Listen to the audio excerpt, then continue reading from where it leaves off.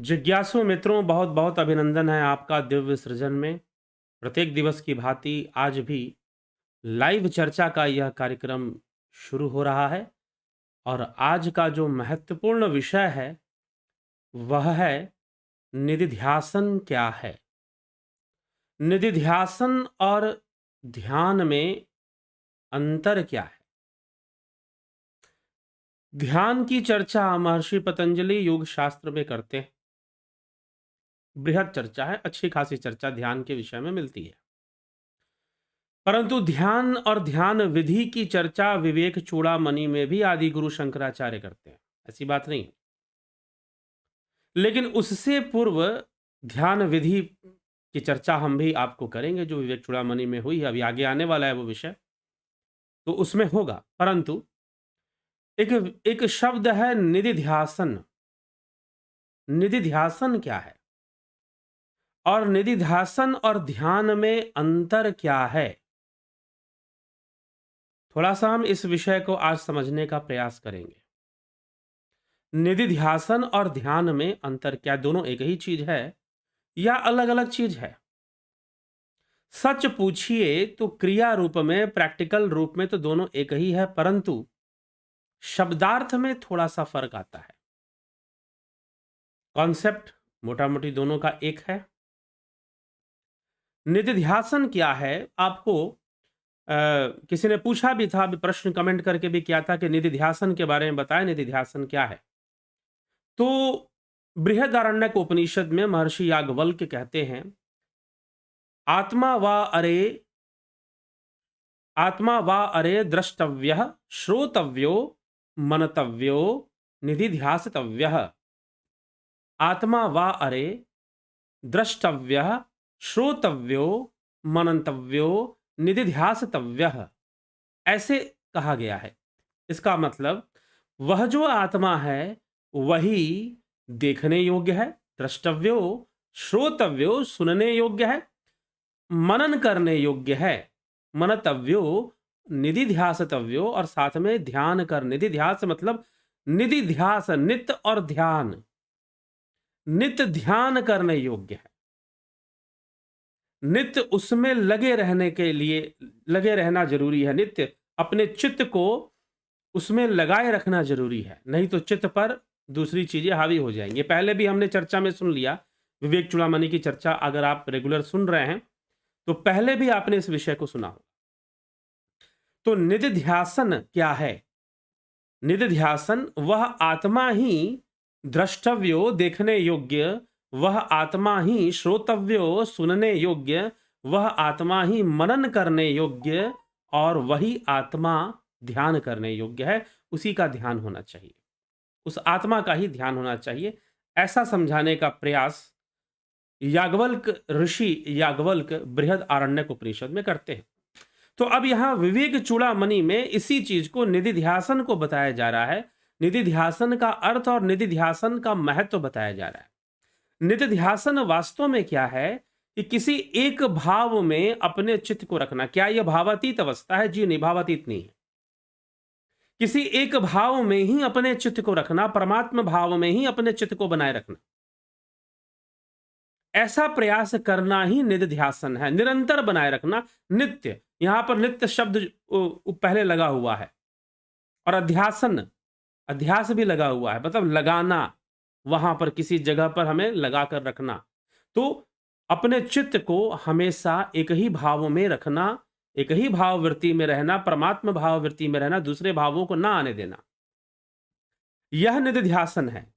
अगर हम ध्यान की परिभाषा समझें तो ध्यान के ऊपर वीडियो भी पहले बन चुका है, आपने कई लोगों ने उसे देखा भी होगा, आप भी जरूर देखें उसे। तो महर्षि पतंजलि ध्यान के लिए एक वृत्ति कहते हैं कि वह अवस्था, योगी की वह अवस्था जिसमें एक ही वृत्ति उठती रहती है, दूसरी कोई वृत्ति उसमें प्रवेश नहीं करती। वह एक वृत्ति रूप हो जाता है, दूसरा कोई वृत्ति उसके अंदर नहीं रह जाती है। एक वृत्ति, उसी की फ्रीक्वेंसी बहुत हाई होकर चलती रहती है, उसकी फ्रीक्वेंसी बहुत ज्यादा हाई होती है, और उसी फ्रीक्वेंसी में साधक रहता है, एक ही वृत्ति में। और उसी समय बहुत सारी सिद्धियां भी योगी के अंदर आ जाती हैं, क्योंकि उसकी एकाग्रता सिद्ध हो जाती है, वो एक ही वृत्ति रहता है। वह एक ही वृत्ति रहता है। ठीक है, तो यह एक वृत्ति रहना जो है यह ध्यान है, यह एक वृत्ति रहना ही निधिध्यासन है। एक भाव में रहना ही ध्यान और एक भाव, तो निधिध्यासन का अर्थ शब्द से अर्थ लेंगे तो नित्य अध्यास में, नित्य ध्यास में रहना अर्थात नित्य ध्यान में ही रहना, नित्य एक ही भाव में रहना। नित्य शब्द इसमें जुड़ गया है और ध्यान मतलब एक ही भाव हो जाना ही ध्यान है, ऐसे महर्षि पतंजलि ने समझाया। तो एक ही भाव अवस्था में रहना, दूसरी कोई भावना का प्रवेश ना हो, एक ही भाव अवस्था बनी रहे तो ध्यान होता है और निधिध्यासन होता है। ठीक है, तो अर्थ शब्दार्थ का हल्का सा फर्क होता है निधिध्यासन और ध्यान में, नहीं तो दोनों एक ही विषय है, निधिध्यासन और ध्यान। तो अब याज्ञवल्क्य ऋषि ने तो वहां पर कहा आत्मा वा अरे द्रष्टव्य श्रोतव्यो मंतव्यो निधिध्यासतव्य। इस प्रकार से उन्होंने लिखा कि आत्मा ही सुनने योग्य, दर्शन सुनने योग्य, दर्शन करने योग्य और आत्मा ही मनन करने और ध्यान करने योग्य है। लेकिन अब आदि गुरु शंकराचार्य यहां पर इस विषय में कुछ अलग बात करते हैं।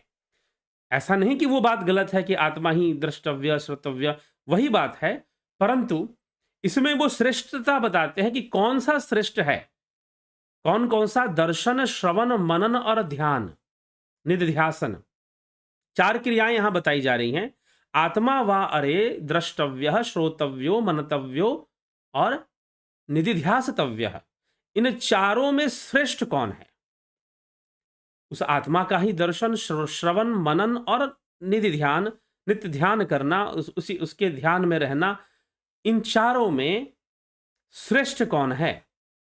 तो इसी को आदि गुरु शंकराचार्य इसकी श्रेष्ठता बताते हुए कहते हैं श्रुते शत गुणः। इसके पहले हमने सुना कि समाधि में ग्रंथियों का नाश हो जाता है और ग्रंथियों का, वासनाओं की ग्रंथियां जब नष्ट हो जाती है तो संपूर्ण कर्मों का भी नाश हो जाता है और योगी निर्विकल्प समाधि में स्थित हो जाता है, निर्विकल्प अवस्था में चला जाता है। इसके आगे कहते हैं श्रुते शत गुणम विद्यान मननम मननादपि निधिध्यासम निधिध्यासम लक्ष्य गुण मनंतम निर्विकल्पकम निर्विकल्पकम। श्रुते शतगुणम विद्यान मननम मननादपि निधिध्यासम लक्ष्य गुण मनंतम निर्विकल्पकम।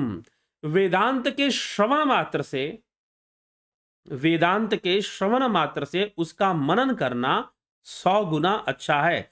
श्रुते सतगुणम विद्यान मननम मननादपि,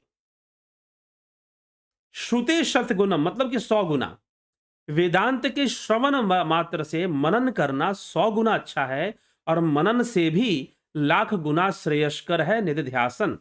कि आप उसको दर्शन और मनन, यह तो इंद्रिय कर्म हो गया ना, इंद्रियों के कारण होगा ये दर्शन और श्रवण, ये दोनों इंद्रिय के कारण है। इंद्रियां सूक्ष्म शरीर का अंग है, इसलिए वो बाहर भी देखती हैं और कई बार भीतर भी हमें अनुभूतियां कराती हैं। ठीक है, तो दर्शन और श्रवण जो है उससे बेहतर है कि आप वेदांत का मनन करें और मनन करने से लाख गुना लक्ष्य गुण मनंतम निधिध्यासम लक्ष्य गुण मनंतम निर्विकल्पकम। साफ लिखा गया है लाख गुना निधिध्यासम लक्ष्य गुण मनंतम निर्विकल्पकम, कि मनन करने से, दर्शन और श्रवण से तो 100 गुना बेहतर है मनन करना और मनन करने से लाख गुना बेहतर है निधिध्यासन करना। आत्म भावना को अपने चित्त में स्थिर करना, अपने चित्त को परमात्म भाव में निरंतर नित्य लगाकर रखना। ये नहीं कि थोड़ा सा लगाया फिर उधर चले गया, फिर थोड़ा सा लगाया फिर माया में घूमने लगा, फिर वासनाओं में घूमने लगा, ऐसे नहीं होता। नित्य ही अपने मन को परमात्म भाव में स्थिर रखना, यही निधिध्यासन है। ठीक है, तो निधिध्यासन से भी अब यहां पर कहा जा रहा है निधिध्यासन से भी अनंत, लक्ष्य गुण तो निधिध्यासन है लेकिन लक्ष्य गुण मनंतम, अनंत गुना, निधिध्यासन से भी अनंत गुना श्रेष्ठ है निर्विकल्प समाधि, निर्विकल्पकम। लक्ष्य गुण मनंतम निर्विकल्पकम, निधिध्यासन से भी अनंत गुना बेहतर है निर्विकल्प समाधि। वो अवस्था प्राप्त होनी चाहिए, लेकिन प्रारंभ तो द्रष्टव्यों और श्रोतव्यों से ही होना है ना। पहले आत्मा के बारे में सुनोगे, कुछ पढ़ोगे, कुछ जानोगे, तो आत्मा के बारे में चर्चा तो यहीं से शुरू होगी, लेकिन फिर मनन करोगे। मनन करना 100 गुना बेहतर है और लाख गुना बेहतर है निधिध्यासन करना, और निधिध्यासन का ही परिणाम होगा निर्विकल्प समाधि, जो कि अनंत गुना श्रेष्ठ है, जो कि अनंत गुना श्रेष्ठ है। यह निर्विकल्प समाधि, इस प्रकार से निर्विकल्प समाधि का ही रहस्य बता रहे हैं। तो ये बता रहे कि निर्विकल्प समाधि कैसे आएगी? क्या वेदांत के श्रवण मात्र से आ जाएगी? क्या मात्र जो है दर्शन मात्र से आ जाएगी? क्या मात्र मनन से आ जाएगी? और क्या मात्र निधिध्यासन से? तो निधिध्यासन परिपक्व होकर भावना जब एक ही भाव अवस्था में योगी चला जाता है, उसका चित्त एक ही भाव में तरंगित होता रहता है, एक भाव के अलावा दूसरा किसी भाव को प्रवेश नहीं मिलता है, और उसी भाव में लगा रहता है, तो वह ध्यान की अवस्था हो जाती है, वह निधिध्यासन हो जाता है, और उसी की परिपक्वता से, ध्यान की परिपक्वता से ही समाधि घटित होती है, समाधि प्राप्त होती है। तो यह निधिध्यासन का रहस्य है कि निधिध्यासन और ध्यान एक ही विषय है, और इसी से निर्विकल्प समाधि की प्राप्ति होती है। निर्विकल्प समाधिना स्फुटम ब्रह्म तत्वम वगमयते ध्रुवम नान्यथा चलतया मनोगते प्रत्यांतर विमिश्रितम भवेत। निर्विकल्प समाधि के द्वारा निश्चय ही ब्रह्म तत्व का स्पष्ट ज्ञान होता है। निर्विकल्प समाधि के द्वारा ही निश्चय ही ब्रह्म तत्व का स्पष्ट ज्ञान होता है, और किसी प्रकार वैसा बोध नहीं हो सकता। ब्रह्म का जो ज्ञान है, जो ब्रह्म ज्ञान है, वह निर्विकल्प समाधि से होता है, अन्यथा और भी किसी प्रकार से नहीं हो सकता, क्योंकि अन्य अवस्थाओं में चित्त वृत्ति के चंचल रहने से उसमें अनन्य प्रतीतियों का भी मेल रहता है। ठीक है, इस विषय को और बढ़िया से हम आगे सुनेंगे। ब्रह्म ज्ञान का विषय है ये, तो इसको हमें समझना है। यह निधिध्यासन अपने भावनाओं को, अपने चित्त को एक ही भाव में अथवा आत्म भाव में ही लगा के रखना, यह निधिध्यासन है। ठीक है, ध्यान भी यही है, एक ही भाव अवस्था में रहना ही ध्यान है। ठीक, तो जिज्ञासु, आज निधिध्यासन का ही विषय हमने लिया था, इसीलिए आज की चर्चा निधिध्यासन की चर्चा के साथ ही समाप्त करेंगे। आप वीडियो देखें, कमेंट करें, प्रश्न करें।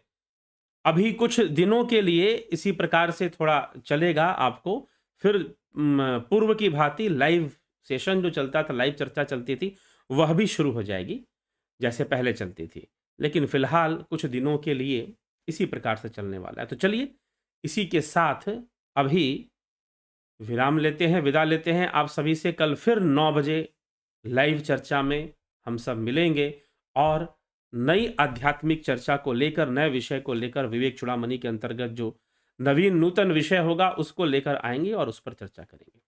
तो बहुत बहुत आभार, आप सभी का दिव्य सृजन में अभिनंदन है। जुड़े, और जैसा कि आपको विदित है, 14 जनवरी से ध्यान योग का भी कोर्स शुरू हो रहा है, और प्राकृतिक चिकित्सा का भी। तो आप ज्वाइन करें, और ज्वाइन कर इसका पूरा लाभ उठाएं। बहुत बहुत आभार आप सभी का।